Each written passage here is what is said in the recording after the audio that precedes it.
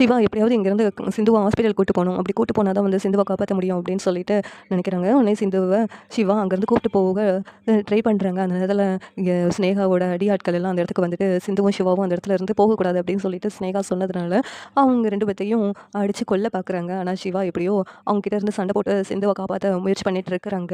இந்த இடத்துல சிவா அதில ஒருத்தன பிடிச்சுட்டு அடிச்சு, "ஏய் நீங்கலாம் யாருடா? எதுக்காகடா இப்படியெல்லாம் பண்றீங்க?" அப்படின்னு சொல்லிட்டு கேட்குறாங்க.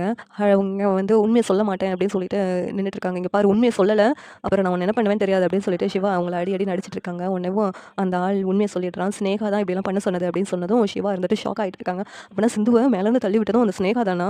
நம்மள சும்மாவே விடக்கூடாது அப்படின்னு சொல்லிட்டு சிவா செம கோவத்தோட இருக்கிறாங்க. உடனேவும் அங்கேருந்து சிந்துவ சிவா தூக்கிட்டேவும் ஹாஸ்பிட்டலுக்கு கொண்டு வந்துடுறாங்க. அங்க போயிட்டு சிந்துவுக்கு ட்ரிப்ஸ்லாம் ஏத்திட்டு வேற செக்கப்லாம் பண்றாங்க. பெருசா கவலைப்படுறதுக்கு ஒண்ணும் இல்ல. கால்ல தான் கொஞ்சம் அடிபட்டுருக்கு. கொஞ்ச நாள் வந்து அவங்களால நடக்க முடியாதுன்னு நினைக்கிறேன் அப்படின்னு சொல்லிட்டு டாக்டர் சொல்லிக்கிட்டு இருக்காங்க. சிவா சொல்றாங்க, "இங்க பாரு சிந்து, இந்த மாதிரிலாம் விளையாட்டுத்தனமா இனிமேல் பண்ணாத சிந்து. நீ விளையாட்டா சொல்றேன்னு நினைச்சேன். நான் வந்து அத கண்டுக்காம விட்டதுனால தான் இப்படி ஆயிடுச்சு. நீ நீ கீழ விழுந்தோனே எனக்கு உயிரே போயிடுச்சு சிந்து. இந்த மாதிரி காரியம்லாம் பண்ணாத" அப்படின்னு சொல்லிட்டு சிவா ரொம்ப வருத்தப்பட்டு பேசுறாங்க. உடனே சிந்து இருந்துகிட்டு, "டாக்டரே நானு உயிரோட இல்லன்னு சொல்லிட்டு ரொம்ப வருத்தப்பட்டுட்டியா? மன்னிச்சிடு டாக்டரே.